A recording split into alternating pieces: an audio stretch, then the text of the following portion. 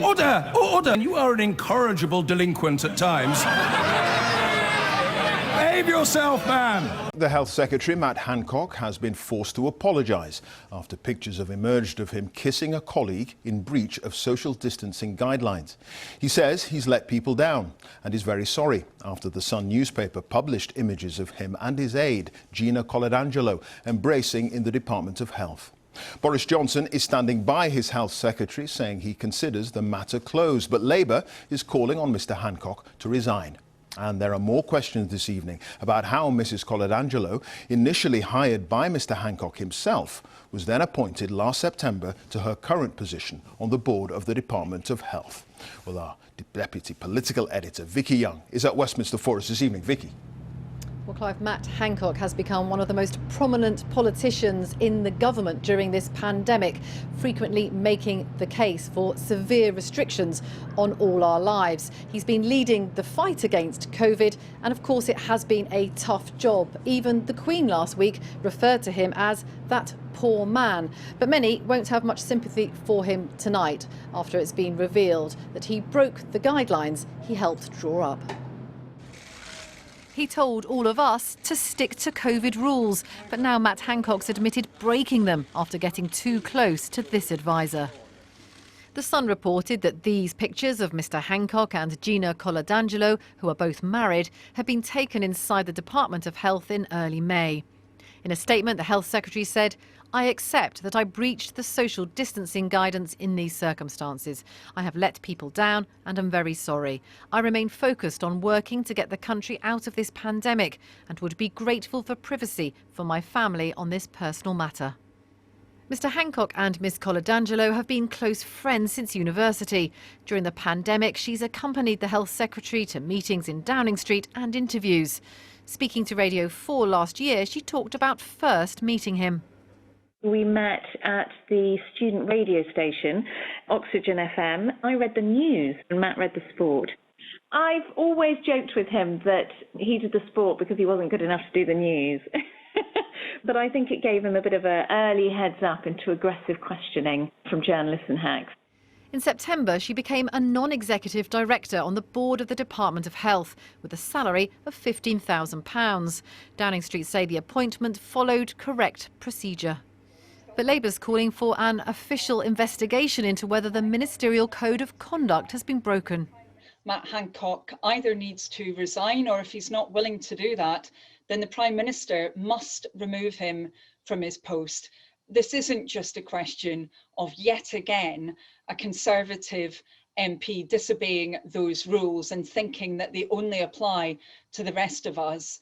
It's a case where we've seen cronyism on cronyism. So far, though, ministers and Downing Street are offering support. I think the Secretary of State has said everything he needs to say on this. He's apologised, and the Prime Minister is backing his Secretary of State and considers the matter closed. This comes after other high-profile breaches of the rules. Dominic Cummings, who used to be Boris Johnson's top advisor, caused outrage when he travelled hundreds of miles during lockdown. And Professor Neil Ferguson, one of the most prominent scientists advising the government, resigned after his married lover visited his home.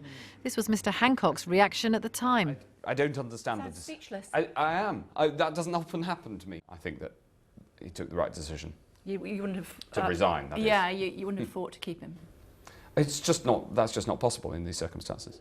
But Mr Hancock hopes he can stay in his job, and the Prime Minister is showing no sign of sacking him.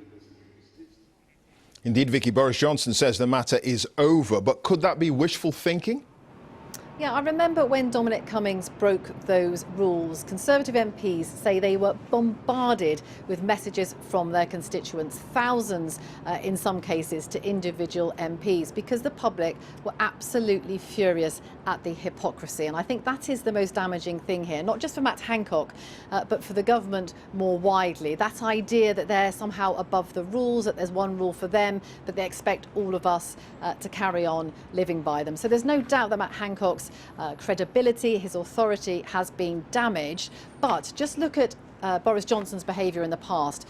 When ministers have done things wrong, he's been incredibly reluctant to sack them. He has stuck by them, and so far it does seem that he's going to do the same with Mr Hancock. Now, of course, we don't know whether there will be any more revelations. If anything else comes to light, then that could change things. But at the moment, looking at the pattern of behaviour from the Prime Minister in the past, it seems like Mr Hancock will stay in his job, at least for now.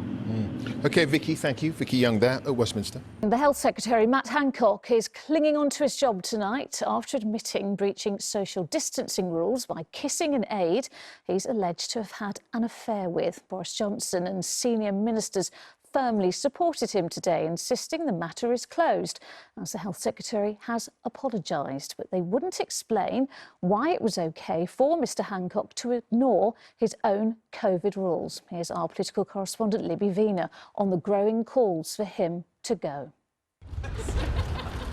They were colleagues, the Health Secretary having hired Gina Colodangelo, seen here in the red dress, as a press aide. But their relationship, it's emerged, wasn't just about work. This photo in the Sun newspaper shows the two embracing in his office in a way that appears to directly contradict the rules he's been spelling out during the pandemic. Hands, face, and space. Hands, face, space. Hands, face, space, and fresh air. But he's not quitting, and ministers are tonight standing by him. How can Matt Hancock stay on when he's broken the rules? Well, the Secretary of State has apologised and has said everything he needs to say on this, and the Prime Minister has every confidence in the Secretary of State. But it makes a mockery of all the sacrifices that other people have made, doesn't it? Well, as I say, he's said everything he needs to say on the matter, and I think that important thing that's happened is that he's apologised. It's worth remembering that this is a personal matter. The Prime Minister has every confidence in the Secretary of State, and I think he has said everything he needs to say on this, and he's apologised for it. The CCTV images published in The Sun were reportedly taken on May the 6th. In England then, people were only permitted to meet outdoors unless they lived together or were in a support bubble. 2-metre social distancing guidelines were in place. While you could meet indoors for work, socialising with work colleagues was banned. The guidelines were only relaxed on May the 17th to allow hugs and for 6 people to meet inside. Mr Hancock knew the rules, he wrote them, and earlier he did say sorry. I accept that I breached the social distancing guidance in these circumstances, he said in a statement. I have let people down and am very sorry. I remain focused on working to get the country out of this pandemic and would be grateful for privacy for my family on this personal matter. Labour say he should go. Well, the Prime Minister must act. He must remove the Health Secretary from his post. You know, that is very, very clear now. We cannot continue with this situation. His constituents aren't in a very forgiving mood either. I feel like throwing this in the bin and saying a big... because, you know, he's spent all this time telling us, like, you know, don't do this, don't do that. No one's going to listen to him now. If we all broke rules and said sorry, that wouldn't be it. We'd be fined and police and whatnot. Tonight, Mr Hancock is clinging on, and his colleague continues to sit on an NHS board. Whether that's the end of the matter remains to be seen. Well, Matt Hancock is known as a lockdown hawk. That is, he has been in favour of keeping rules in place for as long as possible. To now learn that he's been a bit of a lockdown lovebird as well, I think is extremely difficult for him. You heard that woman in my report saying that no one will listen to him now. If you're the Health Secretary in the middle of a pandemic, that's a problem. All right, Libby in Westminster, thank you. The Health Secretary, Matt Hancock, has apologised after photographs published in the Sun newspaper showed him kissing his advisor in his office, a clear breach of COVID rules at the time. Gina Colodangelo, an old university friend, had been appointed as an aide last year and then placed on the board of Mr Hancock's department.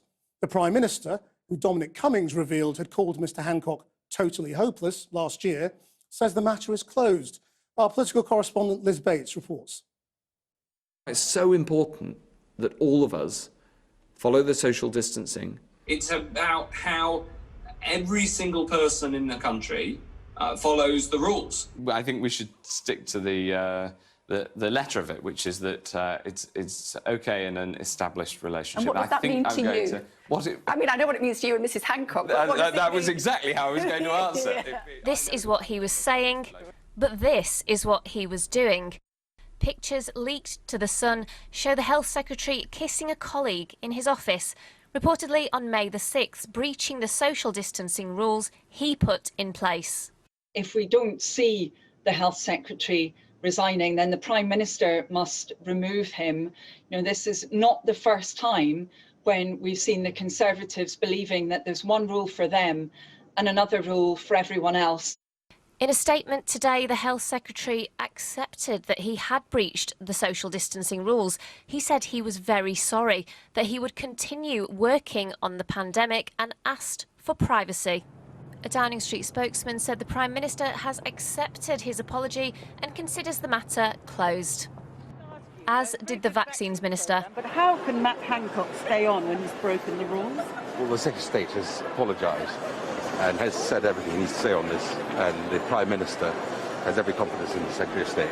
But it makes a mockery of all the sacrifices that other people have made, doesn't it? Well, as I say, he said everything he needs to say on the matter. Matt Hancock hired Gina Coladangelo as his advisor last year. Questions were raised at the time because it wasn't declared. She's an old friend of his, and she's a former lobbyist. It doesn't sound like there's going to be any kind of investigation into this. Do you think there should be? There is clear public interest in this because, as well as the Secretary of State's role in setting the COVID rules, there's this question about exactly what his advisor's role in the department was, what she had access to, whether she was signing off public money, all of these questions. And there should be a public investigation into that. There's another issue here, isn't there, which is a leak from a camera in a minister's private office. How concerned should we be about that?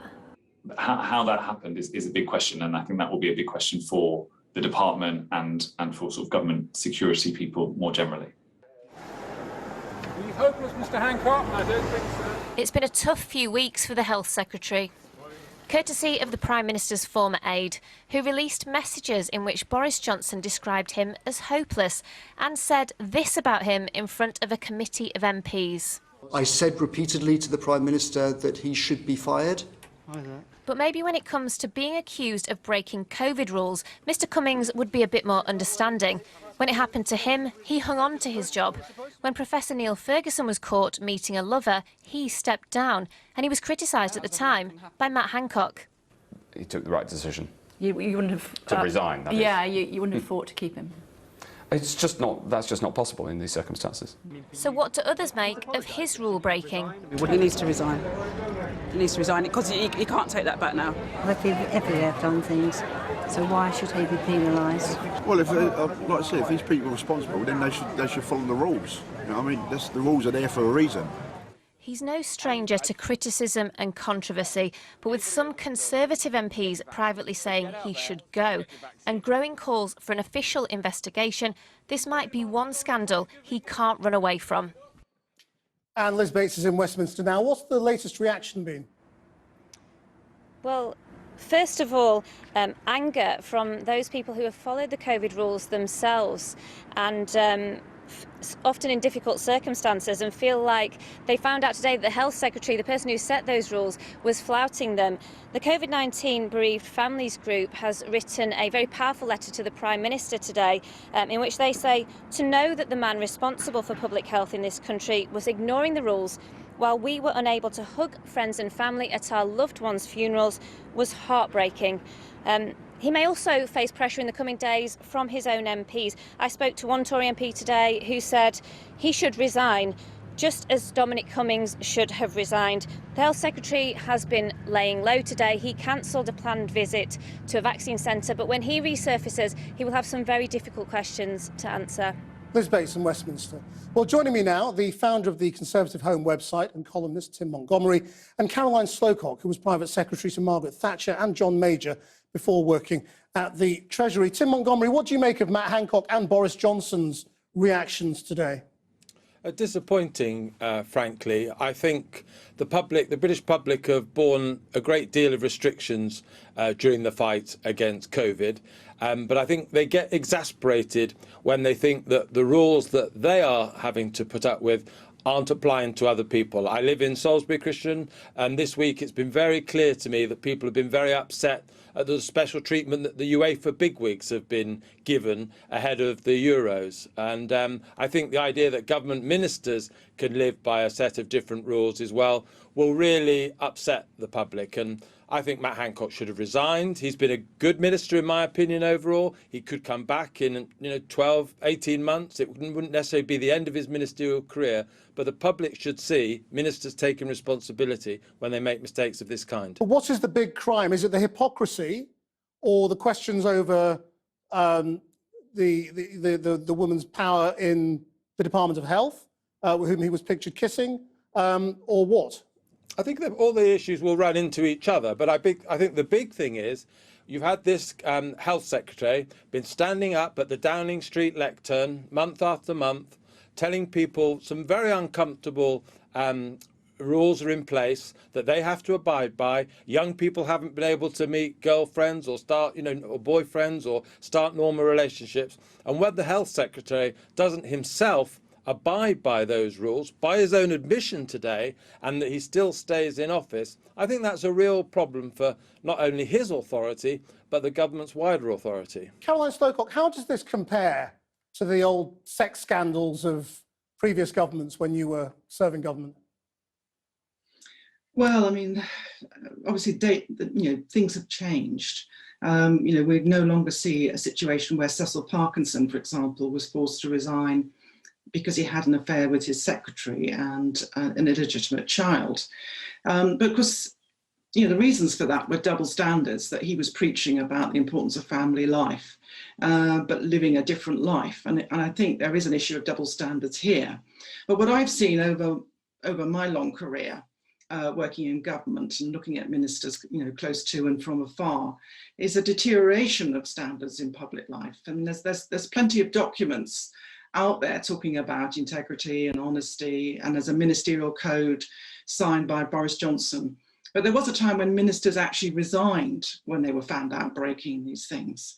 And that increasingly seems not to be the case. For example, Priti Patel was found to have broken the ministerial code on bullying, but Boris Johnson said no, she wasn't really doing it, and therefore she didn't need to resign. And here, I think we do see a breach of the ministerial code. I think for example, ministers are supposed to behave appropriately in their working relationships. And this is clearly an inappropriate working relationship. And I think it's also an abuse of public money, or at least potentially so, because first he appointed her as an unpaid special advisor.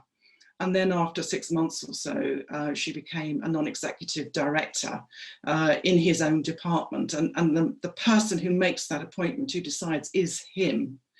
She's entitled to £15,000 a year for that role, but she seems still to have been going around holding Matt Hancock's coat, for example, for Andrew Marr interviews. But her role there is to take a sort of supervisory role over the department's performance, to look at it strategically, and we don't know what the relationship was when he appointed her, but to have your mistress marking your own homework, which is essentially what's happening, shouldn't be the case, and she shouldn't be a backdoor special advisor either in that role. As soon as they started having that affair, it seems to me, she should have resigned, and that obviously hasn't happened. Yes, well, she still hasn't resigned tonight either, Tim Montgomery. I mean, do you think that needs to happen? And also, isn't the real problem that Boris Johnson can't take the high ground? I mean, it's very difficult for him to sack Matt Hancock. Matt Hancock needs to resign. Yeah, Matt Hancock definitely should resign, and I think Boris Johnson may feel that he can weather this individual storm.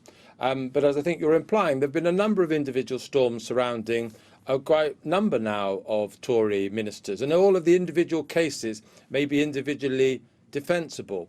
But it's adding up to the Labour narrative that Labour have been working very hard to create, that this is a government that somehow is reminiscent of the 1990s, slightly sleazy, slightly unconcerned and cavalier with moral standards. And yes, moral values have moved on from the 1980s. They're different now, but people still expect proper use of public funds. They don't expect ministers to say one thing and do another. They expect the ministerial code to at least be respected. And yes, it may not be a fatal mistake for ministers to do these things. They can leave government for a period and come back later. But when no one ever sometimes doesn't even apologise, and when actually their careers just carry on regardless, that's a reputation the Tory party needs to be a lot more worried about, because one day it'll add up to a real upset in the public, and the polls will turn nastily against the Tories as they did in the 1990s, and that's the danger for Boris Johnson. Caroline Slocott, do you think he's going to survive, or is this just a matter of time? I think my suspicion is that he will end up resigning, but I've been proved wrong on that before. It takes an awful, well, what does it take, I have to say, for a Conservative minister in this government to resign? You know, I mean, he's already been told off for all sorts of things by courts for not revealing details of PPE contracts. You know, a whole kind of raft of things. He's been caught out, for example, saying that the NEO said there were no problems with PPE during the COVID crisis, when that wasn't the case. That wasn't what they said. You know, there's a succession of these things, and now this. What does it take? I mean, it comes down ultimately to character, and I think that the electorate do look at character. And of course, the man who will decide is Boris Johnson, a man who was sacked by Michael Howard some years back for lying to the press about his affair with another woman while he was married, and has you know, got the Jennifer Arcuri shadow hanging over him as well. Well, we must leave it there, but thank you very much indeed for joining us, Caroline Slocott and Tim Montgomery. In the biggest public health crisis in living memory, the Health Secretary broke part of the guidance that it was his specific job to create, to communicate, and then to persuade the British public to abide by. That is unarguable. When Neil Ferguson, a voluntary advisor to government, an advisor, was caught breaking similar guidance, Mr Hancock himself said he was left speechless and it was just not possible for him to stay. But there are further questions. Mr Hancock has what would appear to be a rather close relationship with a person appointed to a paid position at his department. Indeed, Gina Coladangelo sits on the board overseeing the department and attended meetings with him discussing lessons learnt from COVID and the performance and risks of a department that's already been found to have broken the law over its disclosure of emergency contracts during the pandemic. The Prime Minister today made it clear he's standing by Mr Hancock after the Health Secretary apologised for breaking guidance. But critics are demanding a full investigation. So tonight we ask, where does all of this leave Mr Hancock's future? And most importantly, where does this leave the government's authority over increasingly tricky demands of a now well-vaccinated public to continue with social restrictions? Here's our policy editor, Lewis Goodall. We know that close contact is how this disease is passed on. Always stay 2 meters away from people you don't live with. Every time you try to flex the rules, that could be fatal. Do as I say, not as I do. Is there a more dangerous maxim in politics? Matt Hancock is about to find out.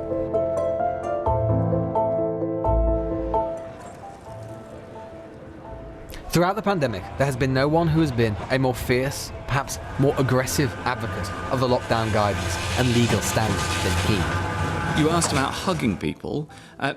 When people have had both jabs, then it is that is pretty safe. Right. Okay. But you shouldn't still spend a lot of time in close proximity. You should make sure ventilation's good. We all know what we can do and take personal responsibility of.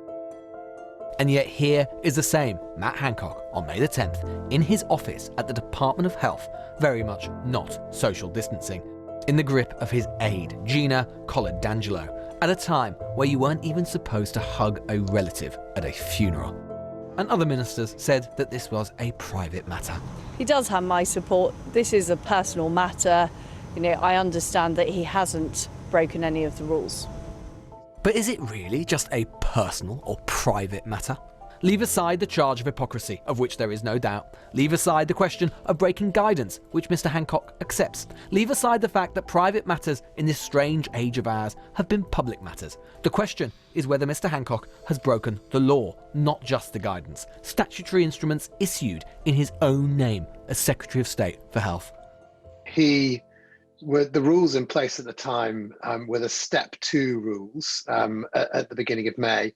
And that meant that nobody could meet indoors with another person unless they fell within one of the exceptions. And the only exception I could think of potentially applying is that what they were doing was reasonably necessary for work. But it's very hard to understand how what we see in the pictures from the Sun could have been reasonably necessary for work. It looked like an entirely private matter. And even before today, there were questions about the employment of Ms. Colladangelo, an old university friend of the Health Secretary. We met at the student radio station, Oxygen FM. I read the news and Matt read the sport. I've always joked with him that he did the sport because he wasn't good enough to do the news. She was initially appointed as an unpaid advisor, and then after Mr. Hancock appointed her to the board of the Department of Health, a board which is supposed to oversee the department, which Mr. Hancock heads, receives a £15,000 taxpayer stipend in the process. It's a matter of propriety and it's a matter of transparency. There are codes of conduct about special advisors, civil servants, ministers, and also about non-executive directors. And we know that she then became a non-executive director at the Department of Health, so she would have had to have signed up to conflicts of interest. This exposes another question that's not really been tackled in British politics, which is what kind of a conflict of interest, a personal relationship, brings to a role like this, because that kind of influence over the minister, access to the minister, that could affect how officials treat them, how the power balance works in that relationship. Then there are questions about Mr. Hancock's wider credibility and relationship with the truth. He has claimed to have put a protective ring around care homes, something denied by every player in the sector, something Dominic Cummings, then advisor to the Prime Minister, has said was completely untrue. The Secretary of State for Health should have been fired for at least 15, 20 things, including lying to everybody in multiple occasions, in meeting after meeting in the Cabinet room and publicly. He has also claimed that there was no national PPE shortage and that the National Audit Office has explicitly confirmed this, but they have not. Comparisons have been made all day between this episode and Dominic Cummings' rather ill-starred escapade to Barnard Castle, but here is a very big difference. Outside of this place, SW1, Dominic Cummings was largely unknown. The same cannot be said for Matt Hancock, who has been one of the principal faces of the government's response to the pandemic and has achieved an unusual level of notoriety and fame even for a health secretary. Conservative MPs will therefore worry that the potential for political damage is still greater, and public health experts will worry that his personal credibility in delivering public health messaging for the remainder of the pandemic has now gone. And then another question, not for Mr. Hancock, but for the Prime Minister, lingering over his government whispered in Whitehall. What now is the threshold for ministerial resignation? And what does that mean for standards in our public life? Lewis Goodall there. Now, we did ask the government for a minister to speak to us tonight, but they declined. We also tried for backbenchers to defend the Health Secretary. Again, no one was available. Instead, we're joined by the chair of the Labour Party, Annalise Dodds, and Professor Stephen Riker, a behavioural scientist from the University of St Andrews. He serves on the government's Spy B board.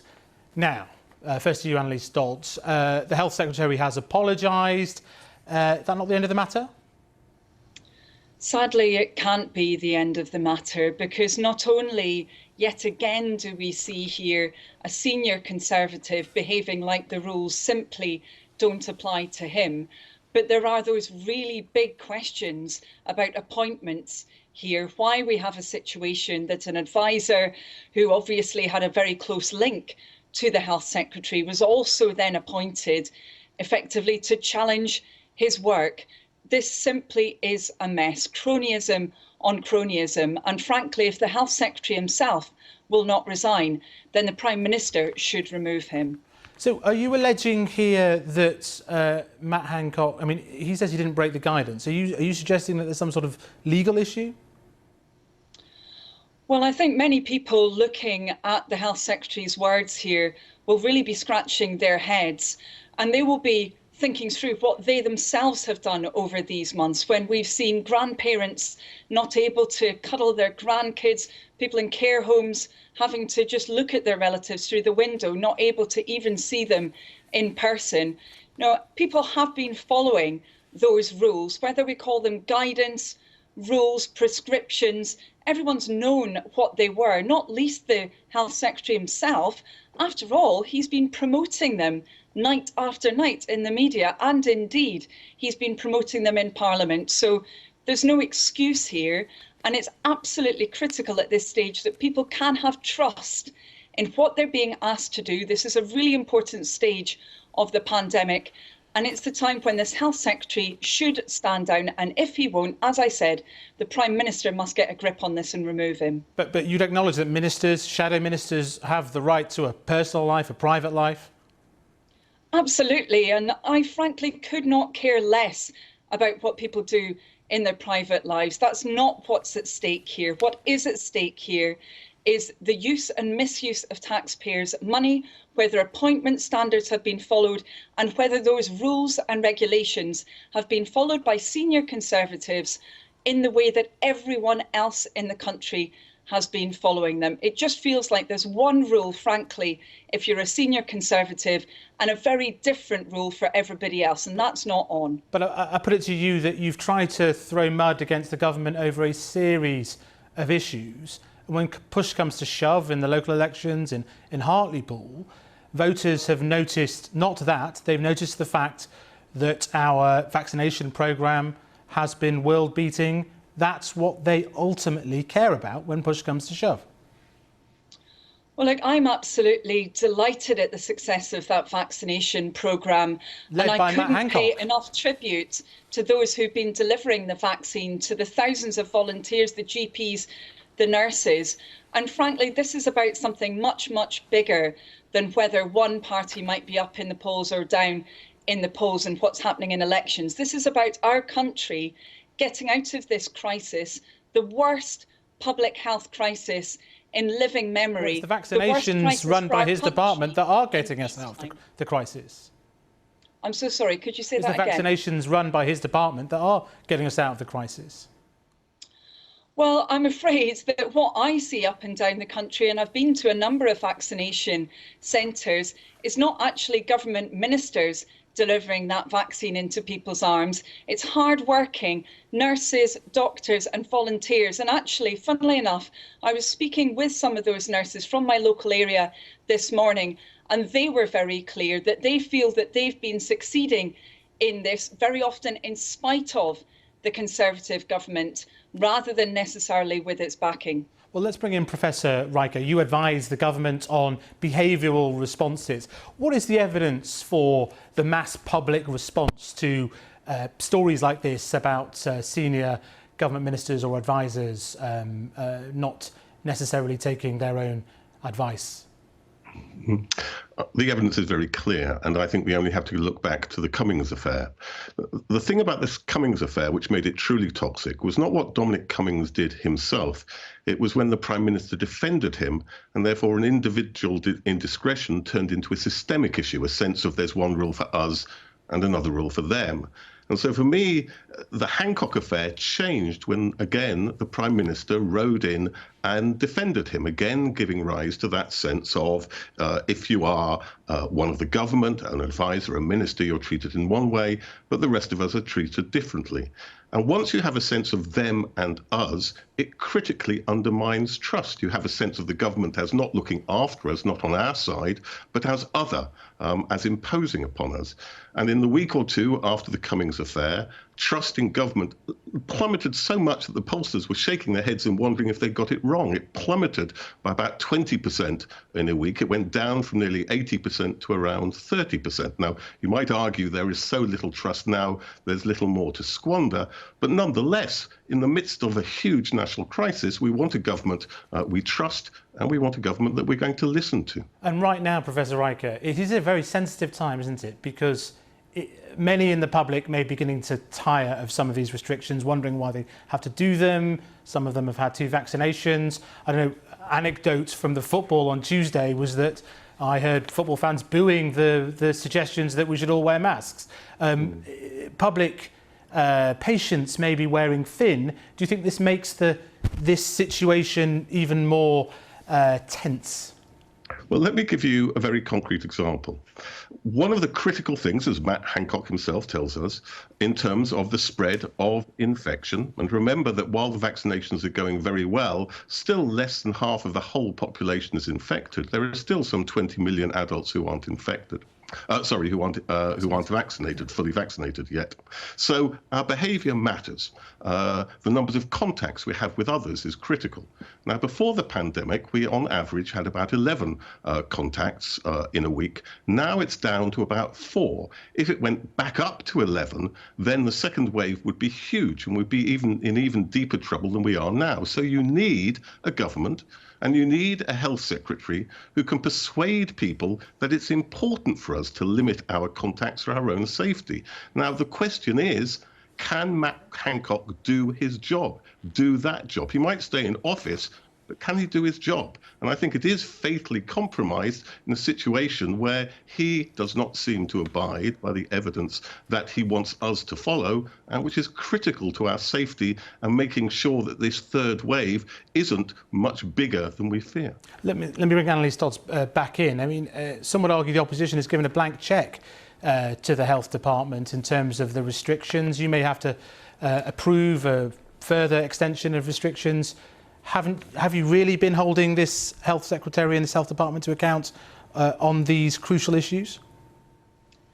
Well, absolutely. And on a number of occasions, we've argued, for example, that the government should have imposed restrictions much sooner. If we had indeed had the kind of circuit break that was imposed in Labour-run Wales, then we could have been in a very different situation going into the winter. Of course, we've also consistently said that the Health Secretary and indeed the Chancellor have to get a grip on self-isolation. That's been a failing of this government since the very beginning of the pandemic, one which indeed SAGE itself, as that expert body, has highlighted. So we have been critical when we've needed to get our country to a better place. Of course, when the government has done the right thing, we've supported them. We are in the middle of a national crisis, but when they've done the wrong thing or they haven't acted, we've pointed that out very strongly indeed. Must leave that there. Thanks for joining us, Annalise Dodds and Professor Stephen Riker. Much to discuss in a moment with our political panel, but first, what is the impact on government of events such as this? Certainly, public attitudes to the personal lives of public figures has changed significantly since the moral panics over standards in, say, the major government. Similar episodes over the past few months have largely been swamped by the positive polling impact of, for example, the vaccine rollout. So have the rules changed? Here's Ben Chu.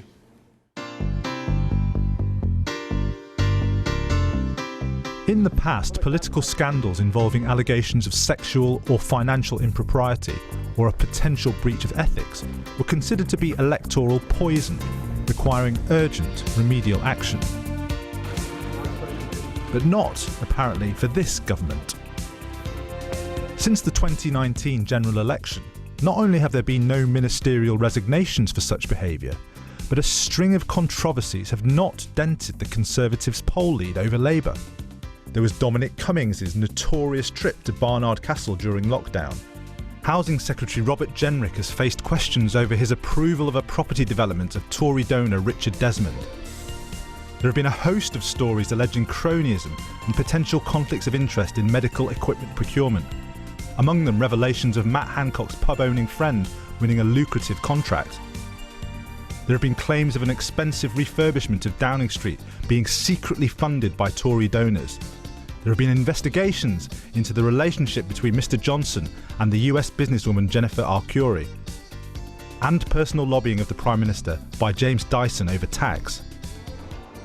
In all these cases, the government denies impropriety. Nevertheless, none of these stories have apparently moved the national voting intentions dial. So what's going on?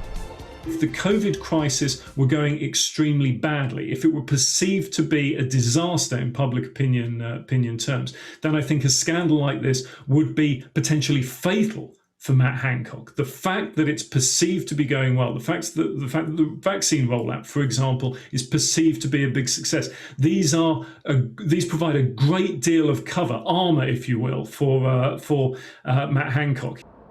The question is whether we're in a new political world where the old rules no longer apply, or whether it's just a matter of time before political gravity kicks in. The cumulative effect of these things could have an impact once people are not so consumed by thoughts about COVID and short-term health concerns and start to think about other things. The government is in a very privileged position with regards to the protection that the performance of COVID provides. That will not last forever, and they cannot take it for granted. If this is right, ministers may want to consider, if not check, their COVID privilege. Now we're joined in the studio by the Whitehall correspondent for the Sunday Times, Gabriel Pogrund, the man who got the scoop, Harry Cole, the political editor of The Sun, and Aisha Hazarika from Times Radio. Well, to all of you, can Matt Hancock, the question you saw raised there by Stephen Riker, can he sort of stand up at the press conference podium in this delicate time, really communicate with the British public and tell them perhaps some extension of restrictions is required at this moment? Gabriel, I'll bring you in first.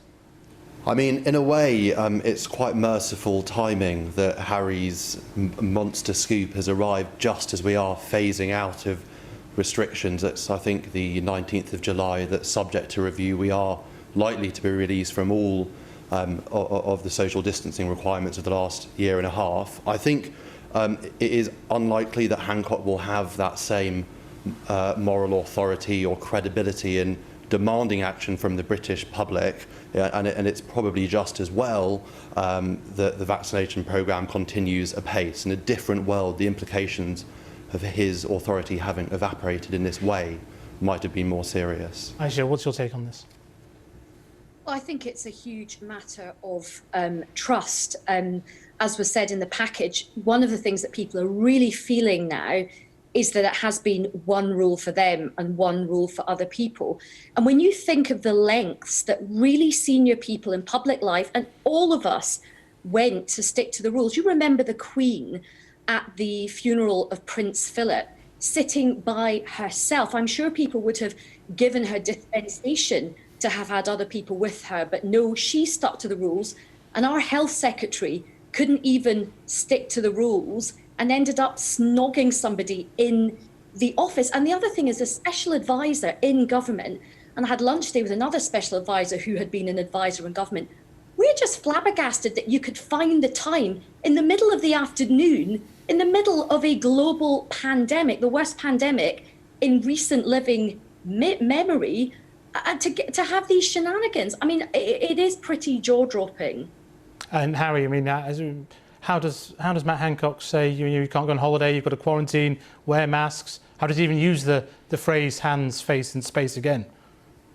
Yeah, you could arguably say his credibility is totally shot, but I think Gabriel is correct to say if this has been happening perhaps in January at the height of lockdown, it'd be a very different level of public anger, I think. But that public anger is there. However, for us, I think this story is not just about lockdown, though. There are three elements, I think, to this story, and three elements that Matt Hancock needs to address. Firstly, the ministerial code very clearly states that working relationships with anyone in your department must be, quote, proper and appropriate. And ministers must ensure that there is no conflict of interest between your private life and your personal life, or crucially, that no appearance of a conflict of interest. And so on that, I just don't understand how this could possibly, Matt Hancock can possibly say, this is matter case closed and sorry, we'll move on.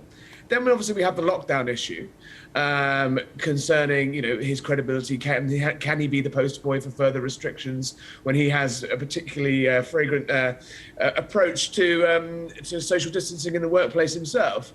And then thirdly, as Gabriel has been thinking around a lot late last year, is how did this person come to be working for Matt Hancock? What was the proper process around her recruitment? An old university friend who's been given a taxpayer-funded contract with absolutely zero detail today from Number 10 or from Department of Health around the probaties of that. So I really don't think this is going to go away, and I don't think burying heads in sand and saying simply, I'm getting on with the day job is going to be enough. And if I may just quickly just say, it was very much a team effort on the scoop. There's some brilliant colleagues at the Sun who battled very hard yesterday to get that one over the line. Well, that's clarified. But is this like a holding pattern from Number 10? I mean, they didn't firmly deny the suggestion put at the briefing today that the law might have been broken, and yet we've got no sense at all of there being even an investigation into the ministerial code being broken. No, Lord Guy, the independent advisor on the ministerial activities, is poised, ready to go, but no suggestion that Boris Johnson will be referring this to him. That's important, isn't it? Because it's Boris Johnson that has. There was a notion that the independent advisor could start his own investigations, but that's not possible. It's entirely on the Prime Minister to fire the gun on any investigation into ministerial standards. As I understand it, yeah, but the political pressure doesn't seem to be there yet. I'd be interested to see what happens over the weekend, what happens over the next few days, as MPs' post boxes and emails accounts start to fill up. Will there be that same Tory backlash, like in May last year around the Dominic Cummings Barnard Castle scandal, that you started to see Tory MPs putting their heads above the parapet and calling for Cummings then to go? It's all what happens in the next 48 hours. But listening to talk radio stations and certainly my email inbox and our letters page, our letters email today, that public anger is bubbling up. And I do think that the government might be a little bit tin-eared on this one. Gabriel, let's just dig down to this issue of what happens within that department. Gina Coladangelo is a non-executive director in the Department of Health, appointed essentially by Matt Hancock, but whose formal role is to sort of hold to account what goes on in the department. Yes. I mean, as it happens, Gina Coladangelo had at least two roles in relation to the Department of Health and Social Care. At the start of the pandemic, she was secretly, without any transparency at all, parachuted into the heart of Whitehall as a media and communications advisor to Hancock. Okay, and the government would argue it was an emergency, all hands on deck, we need to get whatever talent we can to help with an emergency. That's quite right. The second, as you note, she was this non-executive director, which effectively means she's paid £15,000 a year to scrutinise what it is that the department does. Now, Peter Riddle, the Commissioner for Public Appointments, actually wrote to Lord Evans, who's the chairman of the Committee on Standards in Public Life, last year in order to say there are no rules, there is no process, there is literally no blueprint whatsoever for the appointment of these people who are entrusted with overseeing the functioning and machinery of government, which, he said, is why over the last couple of years we've seen this growing trend of ministers appointing their friends, their alleged cronies and allies to departments who are simultaneously there to sort of be ambassadors of theirs in the departments, to spearhead reforms of theirs, and it is claimed to make sure that the department is being run with probity, and that seems to be... No serious FTSE 100 company would allow the appointment of a friend like this to their board, because it's the people on the board that hold you to account, particularly when there are clear issues around, for example, the loss of court cases, around the procurement of some of those emergency... there are reasons the government put for some of those developments, but there are issues. You'd expect a non-executive director to hold a Secretary of State to account. Okay, so is there a general issue here of accountability? That's right. I mean, I just want to say that, Harry's scoop has made this so difficult for the government to ignore, but let's say it hadn't happened.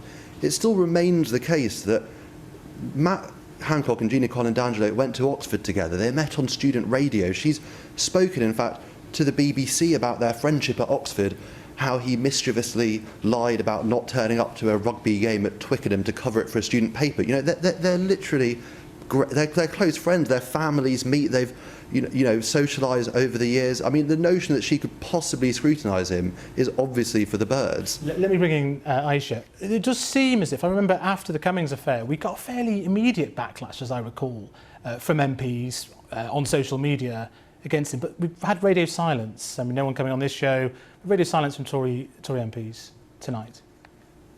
Yeah, but I mean, I'm certainly picking up from people that, behind the scenes, that there is a lot of disquiet because, as Harry said, it's going to be interesting to see what the next couple of days bring. And I think we are at the stage where, we are coming out of this, but people are actually still really angry about the fact that they have been under so many restrictions. And the point that Gabriel makes is an interesting one as well. The kind of other sort of subcurrent in this is this story about cronyism. There's reports out that this woman's brother also won quite lucrative contracts from the NHS. So there is a piece of work that needs to be looked at there. But I think as well the public, I'm not saying this is going to bring the government down, because we know that the Prime Minister has said this is all absolutely fine, probably because of his own indiscretions as well.